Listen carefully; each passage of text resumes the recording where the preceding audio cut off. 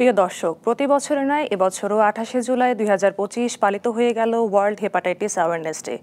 এবারের প্রতিপাদ্য বিষয় ছিল হেপাটাইটিস বি সম্পর্কে সকলকে অবহিত করা। আজ আমরা আলোচনা করব হেপাটাইটিস বি সম্পর্কে। শুভেচ্ছা জানিয়ে শুরু করছি মাছরাঙা টেলিভিশনে সরাসরি সম্প্রচারিত স্বাস্থ্য বিষয়ক অনুষ্ঠান স্কয়ার হসপিটাল ডক্টর চেম্বার। সাথে আছি আমি ডক্টর অনন্যা দাস ক্যামেলিয়া। আপনাদের সুস্বাস্থ্যের প্রতি লক্ষ্য রেখে আমাদের এই আয়োজন। এই অনুষ্ঠানে আজ আমরা হেপাটাইটিস বি প্রাথমিক শনাক্তকরণ ও চিকিৎসা সম্পর্কে আলোচনার পাশাপাশি আপনাদের সরাসরি টেলিফোন এবং SMS এর জবাবে পরামর্শ দেবার চেষ্টা করব। আমাদের টেলিফোন এবং SMS করতে অনুষ্ঠান চলাকালে ক্রলে দেখানো নম্বর এবং নিয়মগুলো লক্ষ্য করুন। এই অনুষ্ঠানটি ফেসবুকে সরাসরি দেখতে লগ ইন করুন www.facebook.com/মাছরাঙা টেলিভিশন লাইভে। দর্শক, স্কয়ার হসপিটাল ডক্টর চেম্বার অনুষ্ঠানটি পরবর্তীতে মোবাইল ফোনে শুনতে গ্রামীণ ফোন, এয়ারটেল কিংবা বাংলালিংক নম্বর থেকে ডায়াল করুন 16239 এই নম্বরে। হেপাটাইটিস বি প্রাথমিক শনাক্তকরণ এবং চিকিৎসা সম্পর্কে আলোচনা করতে এবং চিকিৎসা বিষয়ক পরামর্শ দিতে আজ আমাদের সঙ্গে আছেন Bangladesh society for liver cancer treatment and রিসার্চের সভাপতি অধ্যাপক ডক্টর সেলিমুর রহমান। ধন্যবাদ স্যার আপনাকে অনুষ্ঠানে আসার জন্য। কেমন আছেন? আপনাকে ধন্যবাদ, ভালো আছি স্যার। আমরা হেপাটাইটিস বি নিয়ে বিস্তারিত আলোচনা করব, তার আগে একটি তথ্যচিত্র নির্মাণ করেছি, সেটি একটু দেখে আসি। জি দর্শক, চলুন মূল আলোচনায় যাওয়ার আগে আমরা হেপাটাইটিস বি প্রাথমিক শনাক্তকরণ এবং চিকিৎসা বিষয়ক একটি তথ্যচিত্র দেখি।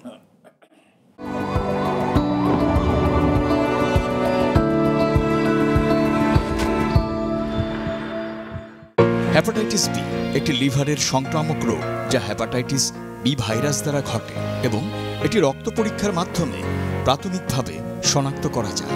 হেপাটাইটিস বি নির্ণয়ের জন্য সবচেয়ে সাধারণ পদ্ধতি হল রক্ত পরীক্ষা, যা হেপাটাইটিস বি ভাইরাস, অ্যান্টিজেন এবং অ্যান্টিবডির উপস্থিতি পরীক্ষা করে। লিভারের ক্ষতির পরিমাণ নির্ণয়ের জন্য ইলাস্টোগ্রাফি নামক বিশেষ আল্ট্রাসাউন্ড কৌশল ব্যবহার করা যেতে পারে। পরিসংখ্যান মতে 2019 সালে আনুমানিক 29,60,00,000 মানুষ হেপাটাইটিস বি ভাইরাস আক্রান্ত ছিল, যা বিশ্ব জনসংখ্যার শতকরা 3.8 সিরোসিস এবং লিভার ক্যান্সার বেশিরভাগ হেপাটাইটিস বি ভাইরাস সম্পর্কিত মৃত্যুর জন্য দায়ী। হেপাটাইটিস বি ভাইরাসের সময়কাল, তীব্রতা ও রোগ প্রতিরোধ ক্ষমতার উপর নির্ভর করে। সংক্রমণ বিভিন্ন রূপে প্রকাশ পেতে পারে। অ্যাকিউট বা তীব্র সংক্রমণ হতে পারে, যেখানে ভাইরাসটি 6 মাসের কম সময়ের জন্য উপস্থিত থাকে, অথবা দীর্ঘস্থায়ী হতে পারে, যেখানে এটা স্থায়ী হয় এবং দীর্ঘমেয়াদী জটিলতা সৃষ্টি করতে পারে।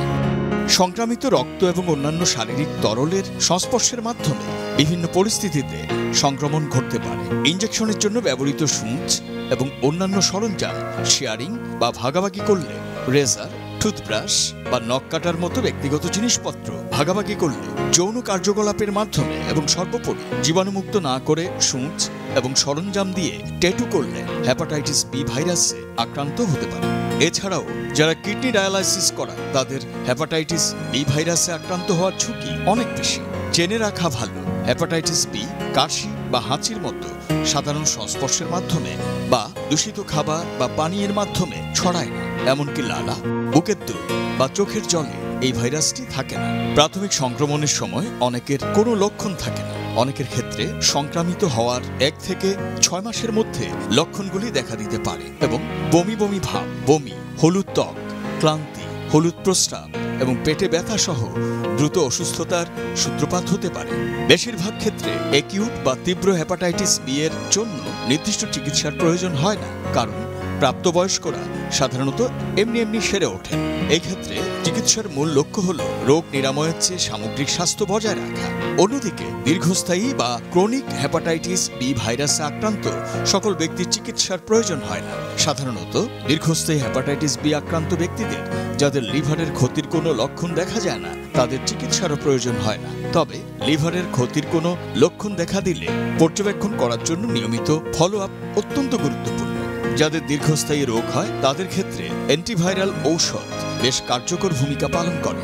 কখনো কখনো সিরোসিস বা হেপাটোসেলুলার কার্সিনোমার ক্ষেত্রে লিভার প্রতিস্থাপনের মাধ্যমে চিকিৎসা দেয়া হয়। জেনে রাখা ভালো, টিকাদানের মাধ্যমে হেপাটাইটিস বি সংক্রমণ প্রতিরোধ করা সম্ভব। হেপাটাইটিস বি টিকা সংক্রমণ প্রতিরোধে শতকরা 98% থেকে 100% কার্যকর। দর্শক, দেখলাম তথ্যচিত্রটি। এবারে আমরা হেপাটাইটিস বি প্রাথমিক শনাক্তকরণ এবং চিকিৎসা বিষয়ক আরও বিস্তারিত জানার চেষ্টা করব। স্যার, ধন্যবাদ আপনাকে। প্রথমেই স্যার একটু জানতে চাই, আমরা জানি যে লিভার হচ্ছে আমাদের হেপাটোবিলিয়ারি সিস্টেমেরই একটি গুরুত্বপূর্ণ অংশ। এই হেপাটোবিলিয়ারি সিস্টেম সম্পর্কে যদি আমাদেরকে একটু বলেন। লিভার হলো আমাদের শরীরে যে সলিড অর্গানগুলো আছে, এই সলিড অর্গানগুলোর মধ্যে লিভার সবচেয়ে বড়, সবচেয়ে বিগ সাইজ, এবং এটা আমাদের শরীরের এই লাংসের নিচেই ডান দিকে অবস্থান করে, এবং রিব কেজ দিয়ে এটা কিন্তু একটু প্রোটেক্টেড। আল্লাহ তাআলা এইভাবে তৈরি করেছেন যাতে সাধারণ কোনো আঘাতে আমাদের লিভার যাতে আঘাতপ্রাপ্ত না হয়। এবং এই লিভার আনুমানিক আমাদের অ্যাডাল্টের 1.5 কেজির মতো হয়ে থাকে, কারোর একটু ছোট কম কিংবা কারোর একটু বেশি। কোনো কোনো রোগে দেখা যায় যে লিভারটা বড় হয়ে যায়, কোনো কোনো রোগে লিভারটা কিন্তু ছোট হয়ে যায়। তো আমরা সাধারণত লিভারের যে রোগগুলি আলোচনা করব, সেই রোগগুলো বিশেষ করে কোনো কোনো ক্ষেত্রে আমাদের সিমটম দেখা দেয়, কোনো কোনো ক্ষেত্রে কিন্তু এই রোগগুলো কোনো প্রাথমিক অবস্থায় কোনো সিমটম করে না। সেজন্য বিভিন্ন পরীক্ষা নিরীক্ষার মাধ্যমে আমরা রোগগুলি নির্ণয় করে থাকি। আচ্ছা স্যার, একটু জানতে চাই, আজকে আমাদের আলোচ্য বিষয় হেপাটাইটিস। তো লিভারের হেপাটাইটিস ছাড়া আর কি কি রোগ হতে পারে? হেপাটাইটিস তো আমরা যেটা যদি এটা বাংলা করি প্রদাহ, তো হেপাটাইটিসই আমাদের দেশে প্রধান রোগ। হেপাটাইটিস সাধারণত আমাদের দেশে, এই আমাদের দেশ না, এই অনুন্নত সবগুলি দেশে এই ভাইরাস দিয়ে হয়ে থাকে। এই ভাইরাসগুলির মধ্যে আমরা জানি সবাই B virus, C virus, D virus এবং এ ভাইরাস, ই ভাইরাস, এই 5টা ভাইরাস।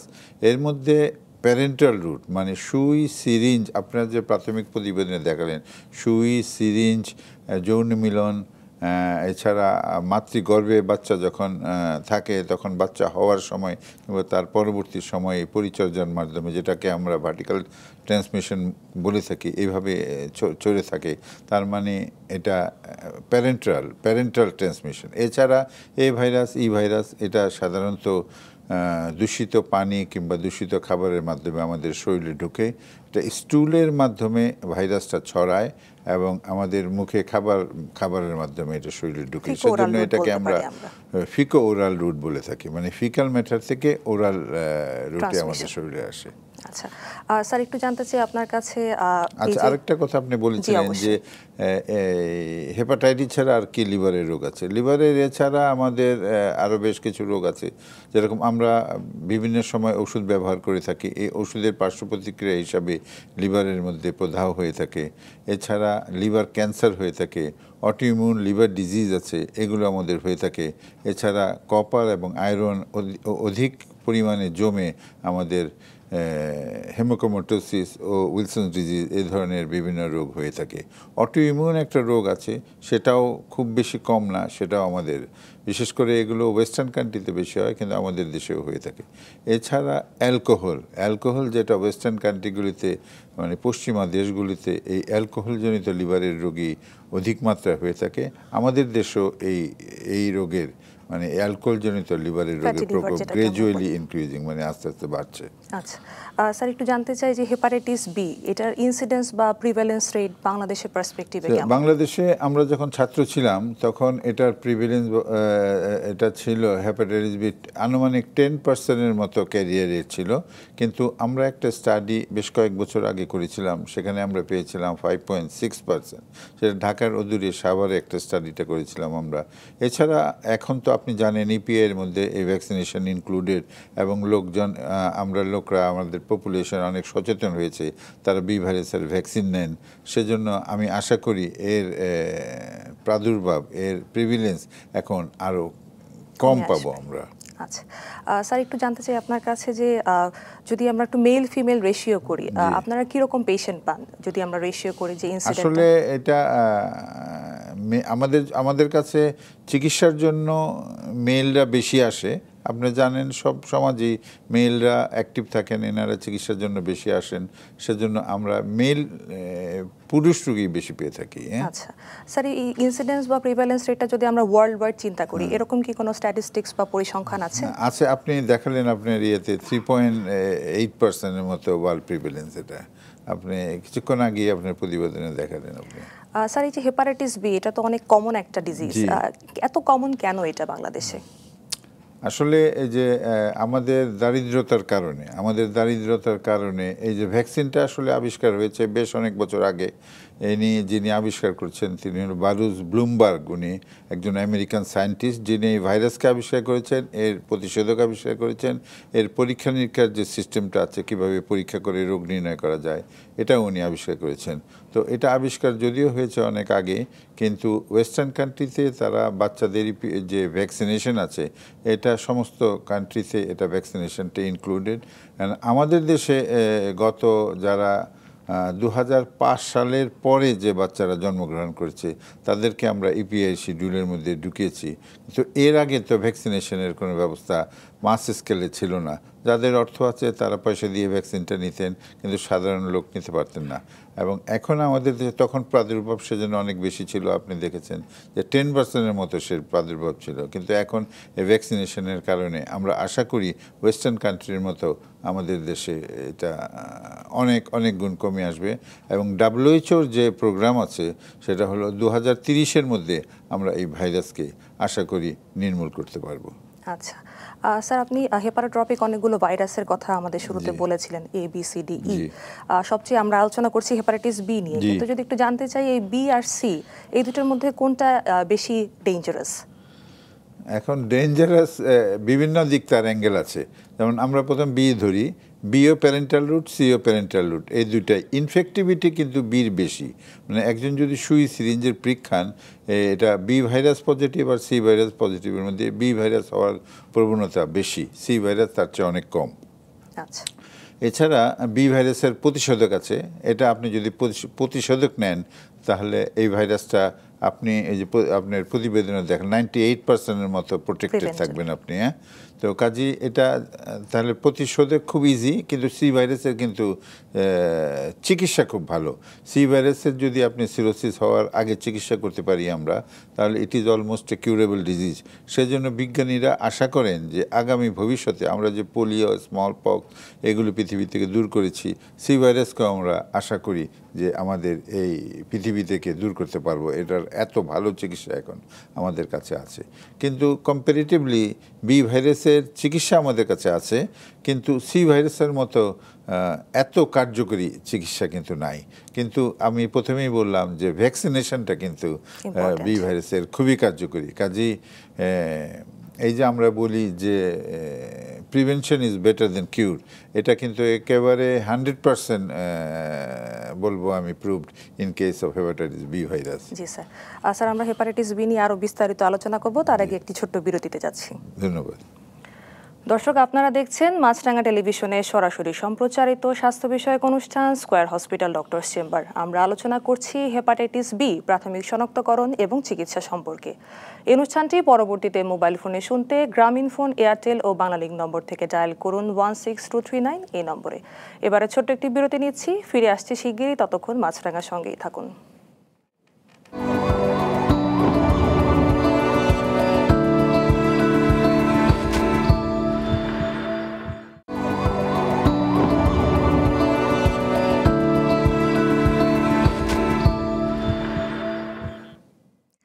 দর্শক, এতক্ষণ সঙ্গে থাকার জন্য ধন্যবাদ। আপনারা দেখছেন মাছরাঙা টেলিভিশনে সরাসরি সম্প্রচারিত স্বাস্থ্য বিষয়ক অনুষ্ঠান স্কয়ার হসপিটাল ডক্টর চেম্বার। আমরা আলোচনা করছি হেপাটাইটিস বি প্রাথমিক শনাক্তকরণ এবং চিকিৎসা সম্পর্কে। এই অনুষ্ঠানটি ফেসবুকে সরাসরি দেখতে লগ ইন করুন www.facebook.com/মাছরাঙা টেলিভিশন লাইভে। স্যার, আমরা বিরতিতে যাবার আগে হেপাটাইটিস বি এর রুট অফ ট্রান্সমিশন নিয়ে আলোচনা করলাম। স্যার, একটু জানতে চাই সাধারণত কি কি উপসর্গ বা সিমটম নিয়ে রোগী আসে? আমরা এই রোগটাকে যদি দুটো ভাগে ভাগ করি, একটা অ্যাকিউট লিভার ডিজিজ আর chronic liver disease, acute hepatitis আর ক্রনিক হেপাটাইটিস। অ্যাকিউট হেপাটাইটিসে এটা সাধারণত সিমটম করে থাকে, কোনো কোনো ক্ষেত্রে কিন্তু অ্যাসিমটোমেটিকও থাকতে পারে। সিমটমগুলির মধ্যে রোগী প্রাথমিক অবস্থায় বমি বমি ভাব, এটা অরুচি, শরীর অসুস্থতা, প্রোড্রোমাল সিমটম বলি আমরা এটাকে, এবং কোনো কোনো সময় পেশাব হলুদ, এবং অতিরিক্ত জন্ডিস যদি হয়ে যায় চোখ হলুদ, এমনকি সমস্ত শরীরে হলুদ হয়ে যেতে পারে। এই লক্ষণগুলি সাধারণত আমরা দেখে থাকি। তবে কোনো কোনো ক্ষেত্রে কোনো কোনো লক্ষণ ছাড়াও কিন্তু অ্যাকিউট হেপাটাইটিস হতে পারে। আর ক্রনিক লিভার ডিজিজ যদি আমরা বলি ক্রনিক হেপাটাইটিস, তাহলে এর লক্ষণ একটু ভিন্ন। সেখানেও জন্ডিস হতে পারে, হালকা জন্ডিস হয়, সেখানে অত বেশি জন্ডিস সাধারণত প্রাথমিক অবস্থা হয়। রোগী অসুস্থ বোধ করে, রোগী ফ্যাটিক মানে দুর্বলতা, রোগী অবসন্নতা, রোগী কোনো কোনো সময় যেটা বললাম হালকা জন্ডিস হলে পেশাব হলুদ, অরুচি এগুলো হতে পারে। তবে ক্রনিক লিভার ডিজিজ সাধারণত পরীক্ষা নিরীক্ষার মাধ্যমে নির্ণয় করতে হয়। আচ্ছা স্যার, একটু জানতে চাই, যখন আমরা হেপাটাইটিস বি ডায়াগনোসিস করতে চাই সাধারণত কিছু বায়োকেমিক্যাল ইনভেস্টিগেশন করে থাকি, কি কি বায়োকেমিক্যাল টেস্ট বা সেরোলজিক্যাল টেস্ট আসলে করা হয়? তো আমরা প্রথম টেস্ট করি যেটা, যে তার মধ্যে জন্ডিস এবং হেপাটাইটিস আছে কিনা, লিভারের প্রদাহ আছে কিনা। এটা জন্ডিসটা আমরা সেরাম বিলিরুবিন দিয়ে বুঝতে পারি। সাধারণত চোখে যে স্পষ্টভাবে যদি জন্ডিস দেখতে চাই তাহলে বিলিরুবিনটা 3 মিলিগ্রামের বেশি হতে হয়, তাহলে চোখে ভালো বোঝা যায় না। সেজন্য আমাদের নর্মাল বিলিরুবিন থাকে 1 মিলিগ্রাম, 1 থেকে 3 মিলিগ্রাম বিলিরুবিন সাধারণত চোখে হয় না। রুগী কিন্তু সিমটম থাকে, রুগীর যে অসুখগুলো আছে, অসুস্থতা যেগুলো আছে সেগুলি থাকে। সেই ক্ষেত্রে আমরা রক্ত পরীক্ষা করলে, বিলিরুবিন টেস্ট করলে বুঝতে পারবো। তবে সবচেয়ে যেটা গুরুত্বপূর্ণ সেটা লিভার এনজাইম, HGOT, HGPT এগুলো টেস্ট করলে কিন্তু আমরা প্রাথমিক অবস্থায় এই অ্যাকিউট হেপাটাইটিস বুঝতে পারবো। এগুলি অনেক গুণ বেড়ে যায়, এর নর্মাল যে ভ্যালু আছে তার চেয়ে অনেক হাজার হাজার হয়ে যায়। এটা প্রাথমিক অবস্থায় বেশি হয়, পরের দিকে আস্তে আস্তে কমতে থাকে। এই দুটো হলো অ্যাকিউট হেপাটাইটিস আমরা নির্ণয় করলেন। এছাড়া আমরা আরও কিছু পরীক্ষা রোগীর সিরিয়াসনেস বোঝার জন্য প্রথম টাইম করে থাকি, সেরাম অ্যালবুমিন করে থাকি। কিন্তু আমরা যে ভাইরাসগুলোর নাম বললাম, A virus, E virus, B virus, C virus, তো এই 4টা ভাইরাসের যদি আমরা ইটিওলজি জানতে চাই যে এই জন্ডিসটা কী কারণে হলো, তাহলে এই ভাইরাসগুলো টেস্ট করতে হবে। যেমন মনে করেন আমরা যদি এ ভাইরাস জানতে চাই, তো এই ভাইরাস কেন, IgM-NT HAV, ই ভাইরাসের জন্য আমরা IgM-NT HEV, বি ভাইরাসের জন্য আমরা সবাই জানি SBSAG করি, আর অ্যাকিউট ইনফেকশনের জন্য IgM-NT HBC করি। এই দুটা পজিটিভ হলে আমরা অ্যাকিউট ইনফেকশন বলে থাকি। তবে অ্যাকিউট বলতে হলে কিন্তু IgM-NT HBC অবশ্যই পজিটিভ হতে হবে। এছাড়া সি ভাইরাসের কিন্তু আমাদের NTSCB আছে, IgM নেই। আমরা সি ভাইরাসকে যদি অ্যাকিউট হেপাটাইটিস ডায়াগনোসিস করতে চাই, তাই রক্তে যে ফিচারগুলো বিলিরুবিন, HGOT-PT এগুলো এদিকে বেশি থাকতে হবে, এবং তার সাথে একটা হিস্ট্রি থাকতে হবে যে রুগীটার, যেমন মনে করেন আপনি যেটা বললেন ডায়ালাইসিস থেকে বেশিরভাগ রুগী কিন্তু বি ভাইরাসে আক্রান্ত হতে পারে। তো সেজন্য ডায়ালাইসিসের আগে আমরা যে চেকটা করব হেপাটাইটিস বি নেগেটিভ ছিল, যদি দেখি ডায়ালাইসিসের পরে হেপাটাইটিস সি নেগেটিভ ছিল, ডায়ালাইসিস পর তার হেপাটাইটিস সি পজিটিভ হয়ে গেছে, এই ইনফেকশনটাকে আমরা হেপাটাইটিস সির অ্যাকিউট ইনফেকশন হিসেবে ধরে নিতে পারি। তবে এটা একটা কথা আমি অবশ্যই বলে নেব, এখানে বলতে চাই, সেটা হলো ডায়ালাইসিস যেহেতু অনেকটা ইম্পর্টেন্ট কারণ, একটা ইম্পর্টেন্ট কারণে ট্রান্সমিশন অফ হেপাটাইটিস বি এবং সির, কাজেই আমাদের হাতে যেহেতু বি ভাইরাসের ভ্যাকসিনেশন রয়েছে, আমরা অবশ্যই একটা রুগীকে যদি রুটিনলি ডায়ালাইসিস পাঠাই, তাকে বি ভাইরাসের ভ্যাকসিনেশন দিয়ে নেব। আচ্ছা স্যার, একটু জানতে চাই, আমরা তো কিছু বায়োকেমিক্যাল টেস্টের নাম জানলাম বা শুনলাম কোনটাতে কি ডায়াগনোসিস হয়, এটা কি কোনো রেডিওলজিক্যাল বা ইমেজিং এর কোনো ভূমিকা আছে কিনা ডায়াগনোসিসের ক্ষেত্রে? অ্যাকিউটে সেরকম ইমেজিং এর ভূমিকা নাই, ক্রনিকে অবশ্যই ইমেজিং এর ভূমিকা আছে। অ্যাকিউটে আমরা করতে পারি, কিছু চেঞ্জ আসে অ্যাকিউট হেপাটাইটিসের, লিভারের মধ্যেও কিছু চেঞ্জ আসে, কিন্তু এটা এত গুরুত্বপূর্ণ আমরা সেটা দিয়ে আসলে অ্যাকিউট ডায়াগনোসিস করি না। অ্যাকিউট ডায়াগনোসিস করি বিলিরুবিন আর HGOT-PT দিয়ে। কিন্তু ক্রনিকে এর অবশ্যই খুব ভালো ভূমিকা আছে। যেরকম আমরা আলট্রাসোনোগ্রাম করি, আলট্রাসোনোগ্রামে কিছু ফিচার্স আছে। আপনি কিছুক্ষণ আগে দেখালেন আমাদেরকে ফাইব্রোস্ক্যান, এই ফাইব্রোস্ক্যান দিয়ে আমরা এর ফিচারগুলো ভালোভাবে বুঝতে পারি যে লিভার কতটা আক্রান্ত, লিভারের কী অবস্থা। এছাড়া আলট্রাসোনোগ্রাম, CT স্ক্যান, MRI এগুলি দিয়ে লিভারের অবস্থানটাও আমরা বুঝতে পারি, এবং লিভারের মধ্যে পানি যেটা অ্যাসাইটিস হয়েছে কিনা সেটাও আমরা বুঝতে পারি। এছাড়া একটা জটিলতা যেটা আছে লিভার ক্যান্সার, এটাও আমরা ডিটেকশন করতে পারি by this ultrasonogram and CT scan. Sir, একটু জানতে চাই আপনার কাছে যে আর্লি ডিটেকশন, আমরা বারবার এটাকে এমফ্যাসিস দিচ্ছি, হেপাটাইটিস বি এর ক্ষেত্রে আর্লি ডিটেকশনের রোলটা কি আসলে? হেপাটাইটিস বির আর্লি ডিটেকশন হলো, আমরা যদি সিরোসিস হওয়ার আগে ডিটেকশন করতে পারি তাহলে একরকম, আর সিরোসিস হয়ে গেল, জটিলতাগুলি হয়ে গেল, ডিকম্পেনসেশন যেটা অ্যাসাইটিস হয়ে গেল, পেটে পানি হয়ে গেল, লিভার ক্যান্সার হয়ে গেল, তখন চিকিৎসা আমাদের হাতে খুব একটা বেশি থাকে না।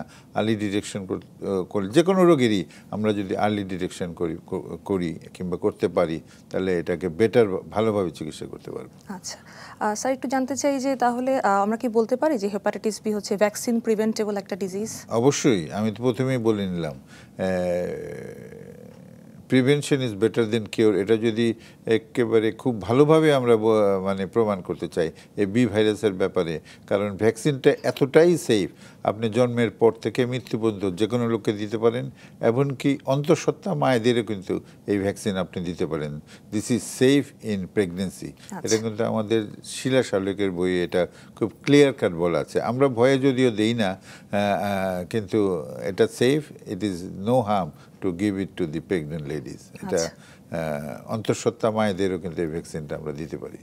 স্যার, আপনার কথা প্রসঙ্গে একটু জানতে চাই যে প্রেগনেন্সির সাথে হেপাটাইটিসের কি কোনো অ্যাসোসিয়েশন আছে কিনা, বা এটা কি ট্রান্সপ্লাসেন্টাল ট্রান্সমিশন বা ব্লাড প্লাসেন্টাল ব্যারিয়ার ক্রস করে যেতে পারে কিনা যদি মায়ের থাকে? এটার সাথে অবশ্যই এটার সম্পর্ক আছে। আমরা যেরকম মনে করেন, আমরা একটা ই ভাইরাসের কথা ধরি, এই ভাইরাসের সাধারণত একটা জেনারেল পপুলেশনের অ্যাডাল্টে যদি ই ভাইরাস হয় 5%-এর মতো অনলি 5% জটিলতা দেখা দেয়, আর বাকি 95%-এর বেশি কিন্তু সম্পূর্ণ ভালো হয়ে যায়। কিন্তু প্রেগনেন্ট মায়েদের, আমাদের অন্তঃসত্ত্বা মায়েদের যদি বিশেষ করে থার্ড ট্রাইমেস্টারে যদি হেপাটাইটিস ই হয় তাহলে এর প্রগনোসিস কিন্তু খুবই খারাপ, এবং 25-30% পর্যন্ত ফ্যাটালিটি হয়ে থাকে। তাহলে একটা রোগের 25-30% যদি ফ্যাটালিটি হয়, this is very serious disease in late pregnancy. আর বি ভাইরাস, সি ভাইরাস যদি আমরা আলোচনা করি, আমি প্রথমেই বলেছিলাম বি এর ট্রান্সমিশন রেট অনেক বেশি, সিটা তুলনামূলক কম। এই মা যদি বি ভাইরাস পজিটিভ থাকে, ইন্ট্রাপ্লাসেন্টাল ট্রান্সমিশন কিন্তু হয় না। ডিউরিং ডেলিভারি এই ট্রান্সমিশনটা হয়, কিংবা just after the delivery, nursing of the mother to baby, এই যে বাচ্চাকে যে আদর যত্ন করেন, সেখান থেকে কোনো ব্যারিয়ার নাই, সেজন্য সেই সময় এটা ট্রান্সমিশন হতে পারে। সেজন্য কিন্তু আমরা এই যে মাদাররা হেপাটাইটিস বি পজিটিভ, তাদের বাচ্চাদের ভূমিষ্ঠ হওয়ার সাথে সাথে দুটো ভ্যাকসিনের কথা বলি, একটা বার্ড ডোজ ভ্যাকসিন, একটা hepatitis B immunoglobulin. Birth dose ভ্যাকসিনটা কার্যকরী হতে কিছুদিন সময় লাগে। এর মধ্যে প্রিফর্ম যে অ্যান্টিবডি হেপাটাইটিস বি ইমিউনোগ্লোবুলিন, এটা বাচ্চাকে প্রোটেকশন দেবে। পরে যখন আমরা বাচ্চাকে ইপিআই শিডিউলের মধ্যে দিয়ে দেব, তখন বাকি কোর্সগুলি বাচ্চা ইপিআই শিডিউল থেকে পেয়ে যাবে। আচ্ছা স্যার, আমরা আরও বিস্তারিত আলোচনা করব হেপাটাইটিস বি সম্পর্কে, তার আগে ছোট্ট একটি বিরতি নিয়ে আসি। দর্শক, আপনারা দেখছেন মাছরাঙা টেলিভিশনে সরাসরি সম্প্রচারিত স্বাস্থ্য বিষয়ক অনুষ্ঠান স্কয়ার হসপিটাল ডক্টর চেম্বার। আমরা আলোচনা করছি হেপাটাইটিস বি প্রাথমিক শনাক্তকরণ এবং চিকিৎসা সম্পর্কে। এই অনুষ্ঠানটি পরবর্তীতে মোবাইল ফোনে শুনতে গ্রামীণ ফোন, এয়ারটেল ও বাংলালিংক নম্বর থেকে ডায়াল করুন 16239 এই নম্বরে। এবারে ছোট্ট একটি বিরতি নিচ্ছি, ফিরে আসছি শিগগিরই, ততক্ষণ মাছরাঙার সঙ্গেই থাকুন।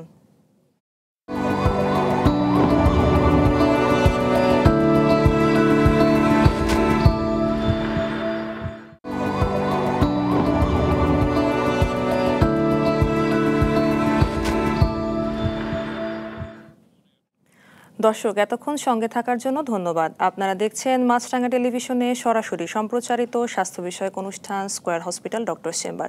আমরা আলোচনা করছি হেপাটাইটিস বি প্রাথমিক শনাক্তকরণ এবং চিকিৎসা সম্পর্কে। এই অনুষ্ঠানটি ফেসবুকে সরাসরি দেখতে লগ ইন করুন www.facebook.com/মাছরাঙা টেলিভিশন লাইভে। স্যার, বিরতিতে যাবার আগে আপনি তো স্যার ভ্যাকসিনেশন এবং আর্লি ডিটেকশনের প্রতি গুরুত্ব আরোপ করলেন। স্যার, একটু জানতে চাই পোস্ট এক্সপোজার প্রোফাইল অ্যাক্সেস যদি বলি হেপাটাইটিসের ক্ষেত্রে, সেক্ষেত্রে আসলে কীরকম ভূমিকা পালন করবে? এটা খুবই গুরুত্বপূর্ণ। যেমন ধরেন, একজন সার্জন কিংবা যে কোনো ব্যক্তি একটা নিডল প্রিক খেলো, যে নিডলটা হেপাটাইটিস বি পজিটিভ পেশেন্টের মধ্যে ব্যবহার করা হয়েছে, যেমন সার্জনরা, বিশেষ করে আমাদের কাছে নার্সরা যারা সার্জনের অ্যাসিস্ট্যান্ট থাকেন, তারা আমাদের কাছে মাঝে মাঝে এসে থাকেন। তো ওনারা যখন এটা আসেন, যদি উনি অলরেডি ভ্যাকসিনেটেড থাকেন, তাহলে আমরা তার অ্যান্টিবডিটা দেখে নিই। অ্যান্টিবডি যদি অ্যাডিকুয়েট থাকে তাহলে তো ইটস গুড, আর যদি বডি যদি অ্যাডিকুয়েট না থাকে তাহলে আমরা একটা বুস্টার ইঞ্জেকশন দিয়ে থাকি, হেপাটাইটিস বি ভ্যাকসিনেশন। কিন্তু যারা যারা ইমিউন না, যারা ভ্যাকসিনেটেড না, তাদেরকে ম্যানেজ করা সবচেয়ে ইম্পর্টেন্ট এবং ডিফিকাল্ট। সেখানে আমরা যেটা করে থাকি, hepatitis B immunoglobulin hepatitis B immunoglobulin দিয়ে থাকি। ইমিউনোগ্লোবুলিনটা এটা 0.06 ml per kg body weight হিসাব করলে 3 থেকে 4 ml এর মতো ভ্যাকসিনেশনটা হয়। এটা আমরা স্ট্যাট ইন্টারমাসকুলার দিয়ে দিই। এছাড়া সাথে সাথে তাকে একটা ভ্যাকসিনের ব্যবস্থা করি, এবং এর যে শিডিউল আছে ভ্যাকসিনের 016 সেটা মেনটেন করে একটা 0-তে দেই, নিডল প্রিক খাওয়ার সাথে সাথে যেটা দেই, এবং পরবর্তীতে 1 মাস পরে, এবং আরেকটা আছে 6 মাস পরে। এছাড়া আরেকটা শিডিউল আছে 0, 1, 2, 12, সেটা প্রথম, দ্বিতীয়, তৃতীয় 1 মাস পর দিয়ে থাকি। প্রথমটার 1 বছর পরে আরেকটা দিয়ে থাকি। অনেকে মনে করেন যে 1 বছর পরেরটা বোধহয় বুস্টার, আসলে তা না, এটা কোর্সের মধ্যে ইনক্লুডেড। এভাবে তাকে প্রাথমিক অবস্থায় অ্যান্টিবডি হওয়ার আগে ইমিউনোগ্লোবুলিন প্রোটেকশন দিবে, পরবর্তীতে ভ্যাকসিনটা যখন টেক আপ করবে ভ্যাকসিন তাকে প্রোটেকশন দিবে। এছাড়া তাকে একটু ফলো আপ করে দেখতে হবে যে সে আক্রান্ত হলো কিনা, ভ্যাকসিনেশন কার্যকরী হলো কিনা। আচ্ছা স্যার, আপনি বলছিলেন সার্জনদের বা ডক্টরদের ক্ষেত্রে বা হেলথ কেয়ার গিভার যারা, তারা হচ্ছে যখন নিডল প্রিক হচ্ছে অ্যাক্সিডেন্টালি, তো স্যার এই ক্ষেত্রে ভাইরাল লোড বা যদি ট্রান্সমিসিবিলিটি চিন্তা করি স্যার, কীরকম পাওয়া যাবে, বা অ্যান্টিবডি টাইটারটা? যে পেশেন্টগুলো এসবিএসে যে শুধু পজিটিভ, ভাইরাল লোডই নাই, তারা ট্রান্সমিশন করার সম্ভাবনা খুব কম। আর যদি যাদের ভাইরাল লোড আছে, বিশেষ করে HBeAg পজিটিভ যাদের, তারা ট্রান্সমিশন করার সম্ভাবনা অনেক গুণ বেশি। আচ্ছা স্যার, যদি এরকম প্রি এক্সপোজার প্রোফাইল্যাক্সিস কেউ নিয়ে থাকে, তার ক্ষেত্রে কি স্যার কোনো রুটিন ফলো আপে বুস্টার নেওয়ার দরকার আছে কিনা? যদি আমি একটু আবার বুঝতে চাই, যারা প্রি এক্সপোজার প্রোফাইল্যাক্সিসের ডোজ কমপ্লিট করেছে, তারা কি কখনো বুস্টার নেওয়ার কোনো প্রয়োজনীয়তা আছে কিনা? আচ্ছা, বুস্টার আসলে ন্যাশনাল লেভেলে আমরা যে ভ্যাকসিন করি সেখানে বুস্টারের কথা বলি না। যে ইন্ডিভিজুয়ালের ক্ষেত্রে আমাদের কাছে যারা রোগীরা আসে তাদেরকে অ্যান্টিবডি আমরা টেস্ট করি। অ্যান্টিবডি যদি 10 ইউনিটের বেশি থাকে তাহলে কোনো কিছু নেওয়ার দরকার নেই, আর যদি 10 ইউনিটের কম থাকে তাহলে তাদেরকে আমি বুস্টার দিয়ে থাকি। যদি একদমই কম থাকে, যদি অ্যান্টিবডি না তৈরি হয়ে থাকে, তাদেরকে আবার রিভ্যাকসিনেশন, ফ্রেশ ভ্যাকসিনেশনের কথা বলে থাকি। আচ্ছা স্যার, জনমনে একটা মিথ প্রচলিত আছে যে হেপাটাইটিস একটা ছোঁয়াচে রোগ বা কন্টাজিয়াস রোগ, এটা সম্পর্কে স্যার যদি একটু বলেন। ছোঁয়াচে, কন্টাজিয়াস কথাটা ঠিক আছে, কিন্তু কিভাবে ছোঁয়াচে সেটা আসলে আমাদের জানতে হবে। আপনি আপনার প্রাথমিক প্রতিবেদনে এটা দেখিয়েছেন যে হেপাটাইটিস বি, সি একরকমভাবে ছড়ায়, ই অন্যরকমভাবে ছড়ায়। তো আমরা যদি ইর কথা বলি তাহলে আমরা বিশুদ্ধ খাবার খাবো, আমাদের স্যানিটারি কন্ডিশন, স্যানিটেশন ব্যবস্থার উন্নতি করতে হবে। আমরা যখন পানি খাবো, পানি ফুটিয়ে খাবো, এইভাবে আমরা এই থেকে প্রোটেক্টেড থাকতে পারি।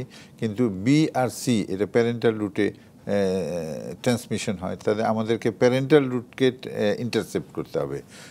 যেরকম হেপাটাইটিস বি যেটা আপনি বললেন, যদি কেউ পজিটিভে আক্রান্ত হয় কিংবা নিডল প্রিক খায়, তাহলে প্রি এক্সপোজার যে সিস্টেমগুলো আছে, আমি যে ইমিউনোগ্লোবুলিন ভ্যাকসিনেশন কথা বললাম, সেভাবে প্রোটেকশন নিতে হবে। এবং যারা এক্সপোজ, কিংবা আমি বলবো সবাইকেই হেপাটাইটিস বি ভ্যাকসিন নিতে হবে। এবং সি, যেরকম মনে করেন যে একজন এন্ডোস্কোপি করবে কিংবা রক্ত নেবে, তাকে অবশ্যই ব্লাডটা স্ক্রিনিং করে নিতে হবে এগেনস্ট বি এবং সি। এভাবে স্ক্রিনিং যদি আমরা করি তাহলে যিনি ব্লাড নেবেন তিনি নিরাপদ থাকতে পারবেন। আচ্ছা স্যার, এটা একটু জানতে চাচ্ছিলাম আপনার কাছে যে ব্লাড ডোনেশন করে অনেকে বিভিন্ন প্রয়োজনে, আর সেক্ষেত্রে প্রি স্ক্রিনিং এর মধ্যে কি হেপাটাইটিস বি তাহলে গুরুত্বপূর্ণ? স্ক্রিনিং অবশ্যই বি এবং সি, এটা রুটিনলি আসলে 5টা রোগের স্ক্রিনিং করা হয়, এটা অবশ্যই এবং করতে হবে। আরেকটা জিনিস এখানে আমরা করে থাকি, যেটা হলো হেপাটাইটিস HBs AG যদি কারুর নেগেটিভ হয়, তাদের কারুর যদি প্রিভিয়াস এক্সপোজার হয়ে ভাইরাসটা ক্লিয়ার হয়ে যায়, তাদের NTSBC টোটাল পজিটিভ থাকে। এই টোটালটাও কিন্তু আমরা এখন পরীক্ষা করে থাকি। এই NTSBC টোটালটা যদি আমরা না করি তাহলে একটা পার্সেন্টেজ কিন্তু বি ভাইরাসের লুকানো ইনফেকশন হওয়ার পরেও কিন্তু এটা ট্রান্সমিট করতে পারে। আমি বোঝাতে পারছি কিনা জানি না। আসলে আমি এটা বলতে চাই এরকমভাবে যে একজন SBSAG নেগেটিভ হলেই যে সে বি ভাইরাসের ফ্রি এটা কিন্তু বলা যাবে না। কেউ কেউ আছে কিন্তু না, ফলস নেগেটিভের কথা আমি বলিনি। কেউ কেউ আছে হেপাটাইটিস বি, আপনি প্রথমেই আমি বলেছি যে আক্রান্ত হওয়ার পরে 95% এটা কিন্তু ভাইরাসটা ক্লিয়ার হয়ে যায়। তবে NTSBC টোটাল যদি আমরা করি তাহলে আমরা বুঝতে পারবো সে জীবনে কোনো এক সময় বি ভাইরাস দিয়ে আক্রান্ত হয়েছিল কিনা। এই যদি হয়ে থাকে তাহলে এদের একটা পার্সেন্টেজ কিন্তু লুকানো ভাইরাস, যেটা অকাল SBV ইনফেকশন আমরা বলে থাকি, তার মানে SBSAG নেগেটিভ কিন্তু তার মধ্যে বি ভাইরাস আছে। এদের থেকে প্রোটেকশনের জন্য আপনাকে কিন্তু স্ক্রিনিংয়ের আগে NTSBC টোটাল করে নিতে হবে। ভালো ভালো জায়গায় কিন্তু এখন NTSBC টোটাল করা হয়ে থাকে। যারা NTSBC টোটাল পজিটিভ হয় তাদের রক্ত কিন্তু নেওয়া হয় না। আচ্ছা, খুব গুরুত্বপূর্ণ একটি ইনফরমেশন জানতে পারলাম। একজন দর্শক একটু কানেক্টেড হতে চাচ্ছেন, আমরা একটু কলটি রিসিভ করে আসি। হ্যালো দর্শক, নাম বলে সংক্ষিপ্ত আকারে প্রশ্নটি করুন। আসসালামু আলাইকুম। ওয়ালাইকুম আসসালাম। ঢাকা থেকে। জি বলুন, আমরা শুনছি। আমি জানতে চাচ্ছি হেপাটাইটিস ক্ষেত্রে কোন নির্দিষ্ট বয়স আছে কি, যে বয়সের মধ্যে হবে? জি ধন্যবাদ দর্শক আমাদের সাথে থাকার জন্য। আমরা আলোচনা করছি আপনি আপনার প্রশ্নটা নিয়ে। স্যার, আমাদের দর্শক জিজ্ঞাসা করেছেন যে ভ্যাকসিন যে আমরা নেওয়ার কথা বলছি প্রি এক্সপোজার প্রোফাইল্যাক্সিসের, এটা নির্দিষ্ট কোনো বয়স সীমা আছে কিনা? আমি প্রথমেই কিন্তু বলেছি এই ভ্যাকসিনটা এত সেফ, এত কার্যকরী যে জন্মের পর থেকে আমরা মৃত্যু পর্যন্ত যে কোনো সময় নিতে পারি না। স্যার, এটা কোনো এজ লিমিট আসলে নাই? কোনো এজ লিমিট নাই এটা। ইভেন আমি বলেছি এতই সেফ যে এটা প্রেগনেন্ট মায়েরাও কিন্তু, অন্তঃসত্ত্বা মায়েরাও এই ভ্যাকসিন নিতে পারেন। দর্শক অসংখ্য ধন্যবাদ। আশা করছি আপনি আপনার প্রশ্নের উত্তরটি পেয়েছেন। স্যার, আমরা একটি ছোট্ট বিরতিতে যেয়ে আবার আলোচনায় ফিরব। দর্শক, আপনারা দেখছেন মাছরাঙা টেলিভিশনে সরাসরি সম্প্রচারিত স্বাস্থ্য বিষয়ক অনুষ্ঠান স্কয়ার হসপিটাল ডক্টর চেম্বার। আমরা আলোচনা করছি হেপাটাইটিস বি প্রাথমিক শনাক্তকরণ এবং চিকিৎসা সম্পর্কে। এই অনুষ্ঠানটি পরবর্তীতে মোবাইল ফোনে শুনতে গ্রামীণ ফোন, এয়ারটেল ও বাংলালিংক নম্বর থেকে ডায়াল করুন 16239 এই নম্বরে। এবারে ছোট একটি বিরতি নিচ্ছি, ফিরে আসছি শিগগিরই। ততক্ষণ মাছরাঙার সঙ্গেই থাকুন।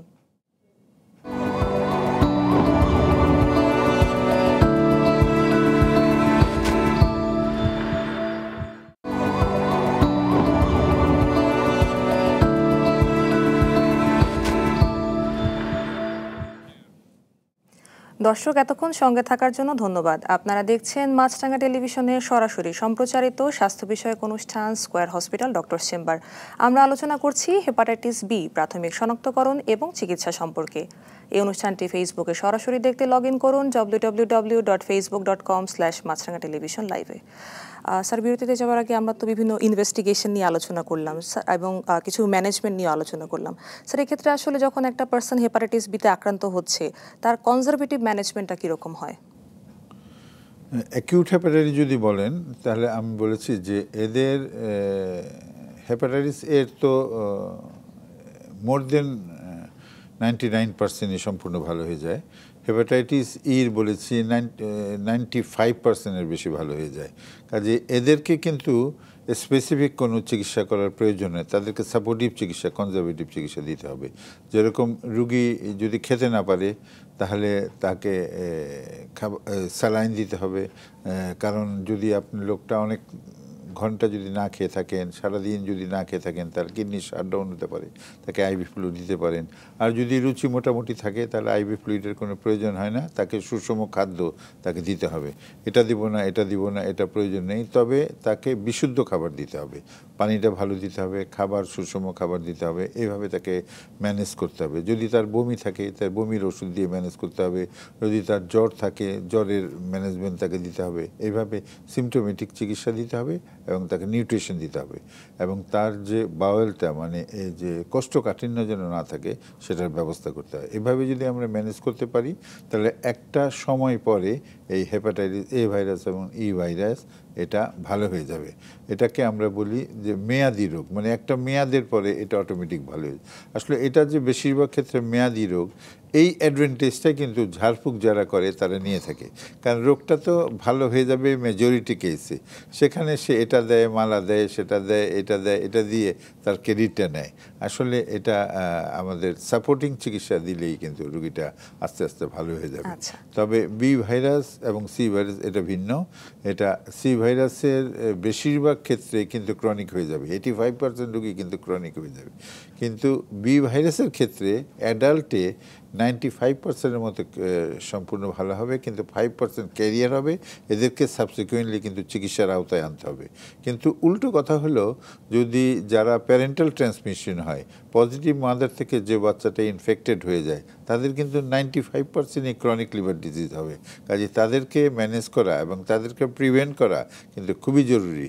কারণ বাচ্চাটা যদি hepatitis B 95% chronic liver disease হয়ে যায়, তাহলে পরবর্তীতে আমি বলেছি যে সি ভাইরাসের যত ভালো চিকিৎসা আছে, সি ভাইরাস কিন্তু চিকিৎসা ভালো আছে, কিন্তু difficult to treat hepatitis B than C. কাজে তাদেরকে অবশ্যই প্রোটেকশন দিতে হবে, যাতে তারা জন্মের পর বি ভাইরাসে আক্রান্ত না হয়। আচ্ছা স্যার, আপনি বলেছিলেন যে কিছু কিছু ক্ষেত্রে তো অ্যাসিমটোমেটিকও থাকে, আর কিছু কিছু হচ্ছে স্যার ক্রনিক ক্যারিয়ার স্টেটে চলে যায়। সো যখন এই ক্রনিক ক্যারিয়ার স্টেটে চলে যায়, তখন কি আসলে নর্মাল লাইফস্টাইল লিড করা সম্ভব? ক্রনিক ক্যারিয়ার আসলে সি ভাইরাস যদি ধরেন, এদের তো কোনো সিমটমই থাকে না। 18-19 বছর 20 বছর পর্যন্ত তাদের কোনো সিমটম থাকে না। 20 বছর পরে তারা ক্রনিক লিভার ডিজিজের যে সিমটমগুলি সেগুলি দেখা দেয়। সেজন্য রুটিনলি যদি আমরা কোনো রুগীকে একটা লিভার ফাংশন টেস্ট করি, যদি এর মধ্যে অ্যাবনর্মাল লিভার ফাংশন পাই, তাহলে এদেরকে বি ভাইরাস, সি ভাইরাস আমরা কিন্তু টেস্ট করে থাকি সাধারণত। যদি সি ভাইরাস আমরা নির্ণয় করতে পারি before the development of cirrhosis, তাহলে আমি বলেছি যে এত ভালো চিকিৎসা আছে যে আমরা সম্পূর্ণ কিউর করে ফেলতে পারি। বি ভাইরাসের ব্যাপারেও যেটা একটু ডিফিকাল্ট, যে বি ভাইরাসের কিন্তু একটা ফিক্সড টাইম না, বেশিরভাগ ক্ষেত্রে রোগীকে কিন্তু ওষুধটা কন্টিনিউ করতে হয়।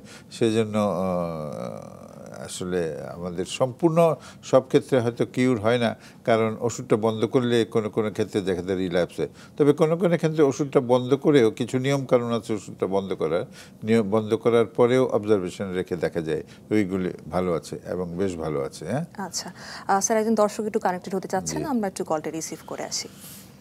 হ্যালো দর্শক, আপনার নাম বলে সংক্ষিপ্ত আকারে প্রশ্নটি করুন। আমার নাম মোহাম্মদ উজ্জ্বল খান। জি বলুন, শুনছি। আমি ঢাকা মগবাজার থেকে বলছিলাম। আমার ওয়াইফের এইচআইভি পজিটিভ, তো এটার চিকিৎসা আমরা কোথায় গেলে ভালো চিকিৎসা পাবো এবং ভালো চিকিৎসকের পরামর্শ পাবো? ধন্যবাদ দর্শক, আপনার কোশ্চেনটা খুবই সুন্দর এবং সাধারণত মানুষের এটাই জানা দরকার। আপনার এইচবিএসএজি পজিটিভ ধরা পড়েছে, আপনি এখন কি করবেন? তো একটা কথা বলে রাখি যে এইচবিএসএজি পজিটিভ আমরা যে টেস্টগুলি করি, প্রিলিমিনারি স্ক্রিনিং টেস্ট যেগুলো আমরা করি, সেখানে কিন্তু 15%-এর মতো, আনুমানিক 15%-এর মতো ফলস পজিটিভ হয়। তাহলে আপনি প্রথমেই করবেন কি, যে আপনি এইচবিএসএজি সত্যি সত্যি পজিটিভ, এটা এলিজা কিংবা কনফার্মেটরি টেস্ট করে আপনি দেখে নেবেন এইচবিএসএজি পজিটিভ। পরবর্তীতে আমরা যে জিনিসটা করা উচিত, সেটা এই এইচবিএসএজিটা আপনার অ্যাক্টিভ কিনা, এই রোগীটা সক্রিয় কিনা, যে এই ভাইরাসটা যদি সক্রিয় থাকে, লিভার ফাংশন খারাপ থাকে, যদি রোগীর মধ্যে জটিলতা থাকে, অবশ্যই আপনাকে ইমিডিয়েটলি চিকিৎসার ব্যবস্থা করতে হবে। এবং এই চিকিৎসাটা আপনি সরকারিভাবে করতে পারেন এবং বেসরকারিভাবে করতে পারেন। আপনার অর্থনৈতিক অবস্থার উপরে যেটা আপনার জন্য ভালো হয়, আপনি সেভাবে একজন লিভার বিশেষজ্ঞ কিংবা সরকারি যে হেপাটোলজি ডিপার্টমেন্ট আছে, সেখানে আপনি যেয়ে আপনার চিকিৎসা নিতে পারেন। ধন্যবাদ। অসংখ্য ধন্যবাদ দর্শক আমাদের সাথে থাকার জন্য এবং কল দেওয়ার জন্য। আশা করছি আপনি আপনার প্রশ্নের উত্তরটি পেয়েছেন। স্যার, আমরা যখন রুট অফ ট্রান্সমিশন নিয়ে আলোচনা করছিলাম, আপনি স্যার বলছিলেন যে ড্রাগ অ্যাবিউজ যারা করে বা ট্যাটু মেকিংয়ের সময় নিডল প্রিকিং হয়, সেক্ষেত্রে হেপাটাইটিস বি এর চান্স বা ট্রান্সমিসিবিলিটিটা বেড়ে যায়। এটা সম্পর্কে স্যার যদি একটু বলেন। এটা যে বি ভাইরাস দুটাই তো প্যারেন্টাল রুটে হয়, যদিও বলেছি আমি যে বি ভাইরাস বেশি ট্রান্সমিশন হয়। তো দেখবেন আপনি যারা ড্রাগ এডিক্ট তারা যে একটা নিডিল নিয়ে একসাথে সিরিঞ্জের মধ্যে ভরে কিছু কিছু করে ওরা খুব বন্ধুত্ব তাদের মধ্যে বেশি, তারা একসাথে বসে শেয়ার করে করে একই নিডিল দিয়ে নেয়। This is very dangerous. এটা কিন্তু ট্রান্সমিশনের একটা মেইন রুট। এছাড়া টাটুইং, অবশ্যই আমরা অবশ্য যদিও টাটুইং অতটা পপুলার না, তবে আমি এখানে একটা জিনিস বলতে চাই যে টাটুইং পপুলার না হলেও এই নাক ফোড়ানো এবং কান ফোড়ানো যে আমরা করে থাকি, এবং এই যে ছেলেদের বাচ্চাদের সার্কামসিশন মুসলমানি করে থাকি, এটা অবশ্যই হাইজেনিক ওয়েতে, স্টেরাইল ওয়েতে করতে হবে। আমরা নাক ফোড়ানো, কান ফোড়ানো এবং এই যে আপনার ছবিতে দেখিয়েছেন নেইল কাটারের ব্যবহার, সেগুলো অবশ্যই আমরা কেয়ারফুল থাকবো এবং এগুলি দিয়ে যাতে ট্রান্সমিশন না হয় এটা আমাদের মধ্যে অবশ্যই রাখতে হবে। আমরা দেখেছি একটা স্টাডিতে these are also one of the important source of transmission. আচ্ছা স্যার, আমরা তো কনজারভেটিভ ম্যানেজমেন্ট নিয়ে কিছুক্ষণ আলোচনা করলাম, একটু জানতে চাই যখন এই যে সিরোসিস অফ দ্য লিভার হচ্ছে বা যখন সিএলডি অনেক আর্লি স্টেজে ধরা পড়ছে না, সেক্ষেত্রে কি কোনো স্যার সার্জিক্যাল ইন্টারভেনশনের রোল আছে? আচ্ছা, সার্জিক্যাল ইন্টারভেনশন করবেন আপনি যখন প্রয়োজন হয় সার্জারি। কখন প্রয়োজন হবে? যদি আপনার একটা টিউমার হয়ে যায় লিভারের মধ্যে, তাহলে এটা সার্জিক্যাল ইন্টারভেনশন, রিসেকশন থেকে শুরু করে ট্রান্সপ্ল্যান্ট পর্যন্ত লাগতে পারে। এছাড়া লিভারটা যখন ডিকম্পেনসেটেড সিরোসিস হয়ে যায়, মানে পেটে পানি চলে আসে, অ্যাডভান্স লিভার ডিজিজ হয়ে যায়, এর কিছু ক্রাইটেরিয়া আছে, তখন আপনাকে চিকিৎসা করলে সে কিন্তু সম্পূর্ণ ভালো হবে না। আমরা ভাইরাসের চিকিৎসা করব, ভাইরাসকে নির্মূল করব, কিন্তু রোগীকে ভালো করতে হলে সেই ক্ষেত্রে কিন্তু লিভার ট্রান্সপ্ল্যান্ট করতে হবে। লিভার ট্রান্সপ্ল্যান্ট করতে হবে। আচ্ছা স্যার, স্যার একটু জানতে চাই আপনার কাছে, আপনি স্যার বলছিলেন যে হেপাটাইটিস সি ভাইরাসটা কার্সিনোমা বা কার্সিনোজেনিক, মেইনলি হেপাটোসেলুলার কার্সিনোমা করছে, এটা সম্পর্কে যদি একটু বলেন। তো সি ভাইরাস, এটা বি ভাইরাসও কার্সিনোজেনিক, সি ভাইরাসও কার্সিনোজেনিক, দুটাই কার্সিনোজেনিক। বিও করে, সিও করে। আমাদের দেশে বি বেশি, সেজন্য আমরা বি নিয়ে আলোচনা করি। তবে সি আমাদের দেশে যদিও 1% মতো অনলি, কিন্তু এর আমি বলেছি আলোচনায় যে 85% কিন্তু ক্রনিক ডিজিজ হয়ে যায়। কাজে সি কিন্তু খুব কম ইম্পর্টেন্ট না।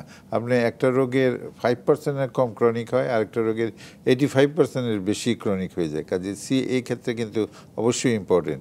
কাজে সি ভাইরাস যদি আমাদের শরীরে থাকে, ক্রনিক হেপাটাইটিস হিসাবে থাকে, তবে এরা কিন্তু লিভার ক্যান্সার করার প্রবণতা বির চেয়ে বেশি, আমি বলবো। আচ্ছা স্যার, আপনি তো দীর্ঘদিন Bangladesh liver society and cancer রিসার্চের সাথে জড়িত ছিলেন। এই বর্ণাঢ্য কর্মজীবনে এটার কার্যক্রম সম্পর্কে যদি একটু বলেন। আচ্ছা, আসলে আমি association for the study of liver disease Bangladesh, এটারও দীর্ঘদিন সভাপতি ছিলাম, এবং বর্তমানে আমাদের যারা জুনিয়র আছেন তারা এটার দায়িত্ব নিয়েছেন, তারা এটা করছেন, আমি দীর্ঘদিন করেছি। এছাড়া বর্তমানে আমি liver Bangladesh BSLCTR, Bangladesh society for liver cancer treatment and research, এটার সভাপতি হিসাবে কাজ করছি। আমি Asia Pacific association for the study of liver disease যেটা আছে তারও এক্সিকিউটিভ মেম্বার হিসাবে কাজ করেছি। তো কাজে এটা আমাদের যে অ্যাসোসিয়েশনগুলির কাজ, সেটা হলো এই লিভারের রোগ সম্বন্ধে সচেতনতা বৃদ্ধি করা, জনগণকে লিভারের রোগ সম্বন্ধে জানানো, এবং তার যে প্রতিষেধক টিকা আছে এটা সম্বন্ধে আমাদের পপুলেশনকে জানানো। সেজন্য দেখবেন এই যে অ্যাওয়ারনেস প্রোগ্রামগুলি আমরা ইমপ্রুভ করতে পেরেছি, সেজন্য এখন কিন্তু হেপাটাইটিস বির সংক্রমণ অনেক কম। এছাড়া আমাদের যারা পলিসি মেকার আছে, যারা রাজনীতিবিদ আছেন, যারা দেশ চালান, তাদেরকে মানে বোঝাতে হবে যে এই প্রিভেনশন অফ হেপাটাইটিস বি আমাদের সোসাইটির জন্য, দেশের জন্য কতটা গুরুত্বপূর্ণ।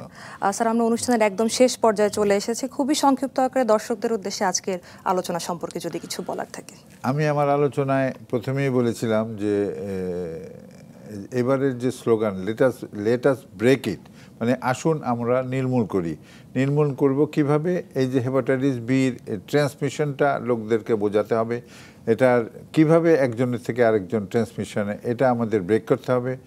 যারা আক্রান্ত আছেন কিন্তু তারা জানেন না, তাদেরকে পরীক্ষা নিরীক্ষা করে জানতে হবে যে তারা হেপাটাইটিস বি কিংবা সিতে আক্রান্ত আছেন।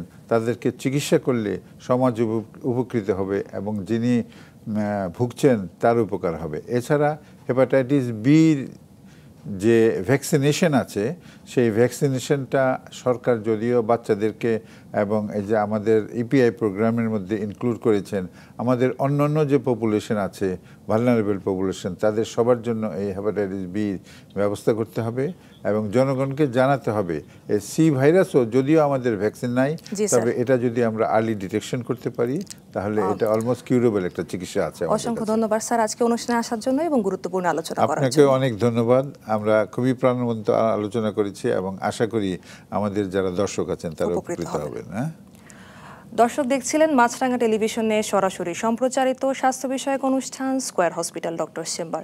আমরা চেষ্টা করেছি হেপাটাইটিস বি প্রাথমিক শনাক্তকরণ এবং চিকিৎসা সম্পর্কে আলোচনার পাশাপাশি আপনাদের সরাসরি টেলিফোন এবং SMS এর জবাবে পরামর্শ দিতে। তবে সময় স্বল্পতার কারণে সবাইকে সহযোগিতা করতে না পারায় আমরা আন্তরিকভাবে দুঃখিত। তারপর আশা করছি অনুষ্ঠানটি নিশ্চয়ই আপনাদের কোনো না কোনোভাবে কাজে লেগেছে। সবসময় সাথে থাকতে জয়েন করুন আমাদের ফেসবুক পেজে www.facebook.com/মাছরাঙা টেলিভিশনে। এছাড়াও পরবর্তীতে অনুষ্ঠানটি ভিজিট করুন www.youtube.com/মাছরাঙা টেলিভিশন প্রোগ্রামে। আজকের মতো বিদায় নিচ্ছি। সুস্থ থাকুন, মাছরাঙার সঙ্গেই থাকুন।